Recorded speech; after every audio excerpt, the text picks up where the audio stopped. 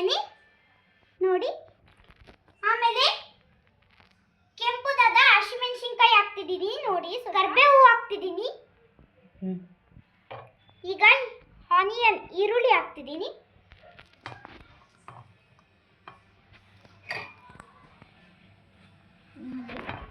ಈಗ ಬೀನ್ಸ್ ಹಾಕ್ತಿದ್ದೀನಿ. ಹಂಗೆ ತೋರಿಸಿ ಮಾಡಿದ್ರೆ ಮಕ್ಕಳಿಗೆ ತಿನ್ನಂಗಾಗಲ್ಲ, ಅದಕ್ಕೆ ಬಜ್ಜಿಯಲ್ಲಿ ಹಾಕಿ ಬೀನ್ಸ್ನ ಮಿಕ್ಸ್ ಮಾಡ್ತಿದ್ದೀನಿ ನೋಡ್ರಿ.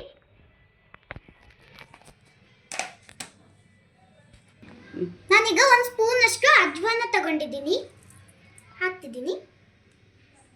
ಮತ್ತೆ ಒಂದು ಸ್ಪೂನ್ ಅಷ್ಟು ಜೀರಿಗೆ ತೆಗೆದುಕೊಂಡಿದ್ದೀನಿ, ಹಾಕ್ತಿದ್ದೀನಿ.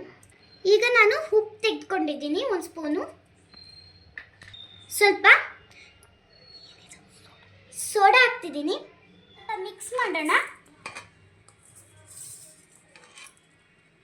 ಆಮೇಲೆ ನಮಗೆ ಎಷ್ಟು ಬೇಕೋ ಅಷ್ಟು ನೀರನ್ನು ಹಾಕ್ಕೋಬೇಕು.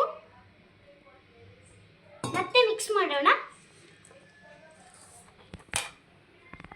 ಮತ್ತೆ ಸ್ವಲ್ಪ ನೀರು ಹಾಕ್ಕೋಬೇಕು.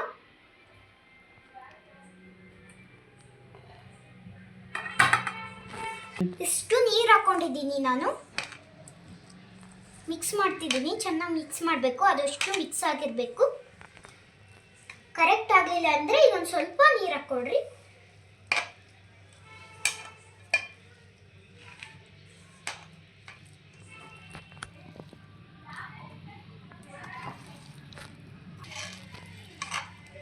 ನೋಡಿ, ನಮಗೆ ಕರೆಕ್ಟ್ ಆಗಲಿಲ್ಲ ಅಂತ ಇನ್ನೊಂದು ಸ್ವಲ್ಪ ನೀರು ಹಾಕ್ಕೊಂಡಿದ್ದೀವಿ. ಈಗ ನಾನು ಕ್ಲೀನಾಗಿ ಕಲಿಸ್ಕೊಂಡಿದ್ದೇನೆ ನೋಡಿ. ಈ ಥರ ಕಲಿಸ್ಕೋಬೇಕು. ಇದೆಲ್ಲ ಆದಮೇಲೆ ಈಗ ನಾನು ಸ್ಟವ್ ಹಚ್ಕೊಂಡು ಅದ್ರ ಮೇಲೆ ಬಾಣಲಿ ಇಟ್ಟು ಈಗ ಎಣ್ಣೆ ಹಾಕ್ತಿದ್ದೇನೆ ನೋಡಿ. ಅಲ್ಲೇ ಬಾಣಲಿ ಕಾದ್ಬಿಟ್ಟಿದೆ. ಈಗ ಎಣ್ಣೆ ಕಾದಿದೆ. ಎಣ್ಣೆ ತಗೊಳ್ತಿದ್ದೀನಿ, ಯಾಕೆಂದರೆ ಟೇಸ್ಟ್ಗೆ ಆಗಿ ಬರುತ್ತೆ, ಗರಿ ಗರಿಯಾಗಿ ಬರುತ್ತೆ ನೋಡಿ.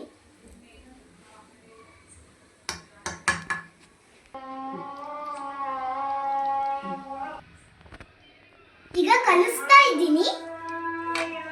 ಈಗ ನಾನು ಹಾಕ್ತಾ ಇದ್ದೀನಿ.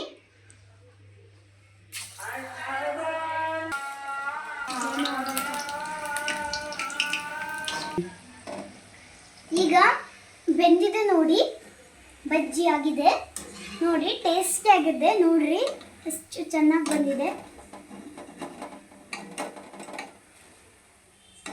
ಇದನ್ನ ಒಂದು ಪ್ಲೇಟಲ್ಲಿ ಕೊಡ್ತಾ ಇದ್ದೀನಿ. ಅಂತೂ ಇಂತೂ ಬಜ್ಜಿ ರೆಡಿ ಆಗಿದೆ. ಹೊರಗೆ ಬೇಡ, ಮಳೆ ಬರ್ತಿದೆ. ಇಂಥ ಚಳಿಗೆ ಬಿಸಿ ಬಿಸಿದ್ ಮಾಡ್ಕೊಂಡು ತಿಂದ್ರೆ ಚೆನ್ನಾಗಿರುತ್ತೆ. ಗಂಗಾ ಹಮ್ಮಿ ಸಖತ್ತಾಗಿದೆ. ಇದನ್ನ ನಿಮ್ಮ ಮಕ್ಕಳಿಗೆ ಏನಾರ ಮಾಡಿಕೊಟ್ರೆ ಅಂದ್ರೆ ಸಖತ್ತಾಗಿರುತ್ತೆ. ನಿಮ್ಮ ಮಕ್ಕಳು ಅಷ್ಟೇ ಇಷ್ಟಪಟ್ಟು ತಿಂತಾರೆ. ನನಗಂತೂ ತುಂಬಾ ಇಷ್ಟ ಆಗಿದೆ ಈ ರೆಸಿಪಿನ. ಒಂದು ಪಟ್ಟು ಮನೇಲಿ ಮಾಡ್ಕೊಳ್ರಿ, ಸಖತ್ತಾಗಿರುತ್ತೆ.